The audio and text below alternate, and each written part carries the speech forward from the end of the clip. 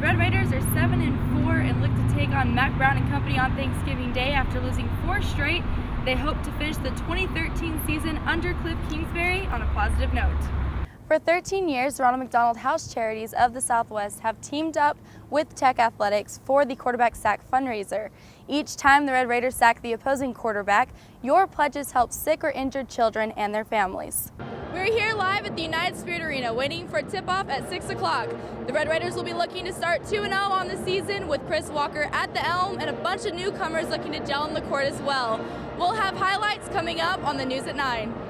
We're here live at the United Spirit Arena waiting for first serve at 6 o'clock where the Red Raiders host their annual Pink game against the Oklahoma Sooners. They will be looking for their first Big 12 home win. When you come back, we'll have a full recap. Unbeaten in cross country and 2012 national champion is the resume that Kanika Thuka already has. But to be back-to-back national champion in cross country would be a first for Texas Tech. Red Raiders soccer putting the finishing touches on its very good regular season tomorrow night. Tech hosting the Cowgirls from Oklahoma State, the match televised nationally via Fox Soccer, but the bright lights should not bother the Red Raiders. These guys have played in front of 2,300 against A&M, 2,200 against Kansas. We've been on the road at places with big crowds. I think we had close to 2,000 against Texas last year in the season finale. So they've had big crowds, that part. And we've been on TV a few times this year. So, as far as that goes, I think they understand that the biggest part of this weekend is Friday night's opponent. Kickoff tomorrow night set for 7 from the John Walker. Tigers and Giants Game 2 World Series bottom 2 scary moment here. Gregor Blanco back up the middle, watched the ball hit Doug Pfister square in the melon. He was okay, believe it or not, and stayed in the game. Yeah, coach, it hit me right there. Pfister allowing 1 run on 4 hits in 6 innings. His counterpart too good. Madison Bumgarner shut down the Tigers on 2 hits through 7. Last night's hero Pablo Sandoval doing his part at third. Giants win again 2-0. With Fox 34 Sports, I'm Lauren Bogle. We're here at the United Spirit Arena waiting for first serve set for 6 o'clock, where TCU will battle against the Texas Tech Red Raiders at the United Spirit Arena. Texas Tech will be looking for home court advantage, seeing that TCU got the better of the Red Raiders in Fort Worth. Come back and we'll have a full recap. Welcome back, everyone. No surprise, Chris Walker named interim head coach of Red Raider basketball. He takes over for Billy Gillespie, who resigned 2 weeks ago, citing health concerns. Now to football, TCU's hopes of winning the Big 12 title taking a big hit.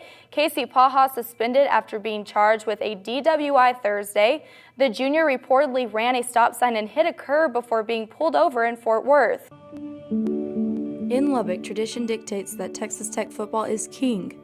But in the spring of 2007, that unbendable fate began to change. When athletic director Gerald Myers put his faith in a women's soccer coach with little on his resume, but a lot on his mind. Tom Stone stepped into the arena of Texas Tech women's soccer, ready to start a tradition of his own, winning. They said, okay, based on your resume, you don't have much college experience. I was an assistant coach at Clemson for 1 season, but you're the guy we're looking for. And so they really went out there in terms of kind of off the beaten path to say, despite your lack of college coaching, we feel like you've got all the tools to start our program over. And I really owe them a lot because a lot of ADs just wouldn't be able to get past the fact that I hadn't spent a lot of time coaching in college. A successful coach and humble person, Stone never takes anything for granted.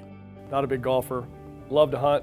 My wife fortunately allows me to go hunt with my dad a couple times a year and take my son. But, at this stage of the game, it's Texas Tech, and it's the family, and that's it. Stone has done more than just win. He has changed the lives of many of his athletes. And he really believes in me, and he kept telling me, he knows the impact I'm going to make, and he really just was every day, motivating me and just kept pushing me to keep going. And it was really just, the things that he would say to me, and just, phone calls or texts saying, everyone's looking up to you, you need to, just stuff like that, and it really just kept me pushing.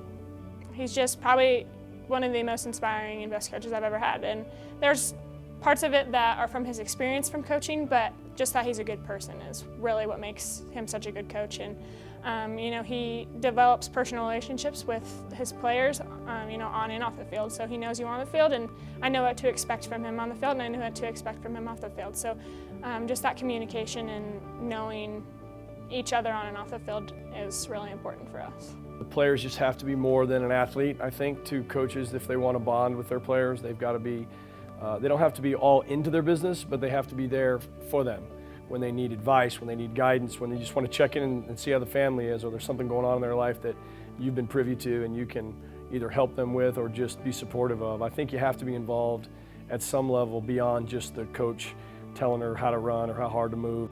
Now with me, because I'm pretty high octane and have a pretty high volume, I have to occasionally pull the team in and tell them how much I care about them, because I start to wonder if they're starting to wonder if it's been a tough week or something. But as long as you continue to build those relationships with the individual players, then that relationship can withstand a bad game, a tough game, or a bad decision on the part of the coaches. You know, on more than one occasion, I've gone to a player and just said, look, you know, I apologize. What I saw happening as I watched it on film wasn't happening. And so, you know, you were in the right, and you know, I'm sorry I jumped on you for that. He knows how to and when to coach, and that goes back to him making personal relationships with our players. He knows how yelling at someone's going to affect them, and if it's somebody that doesn't strive off of being yelled at, then he's not going to yell at them.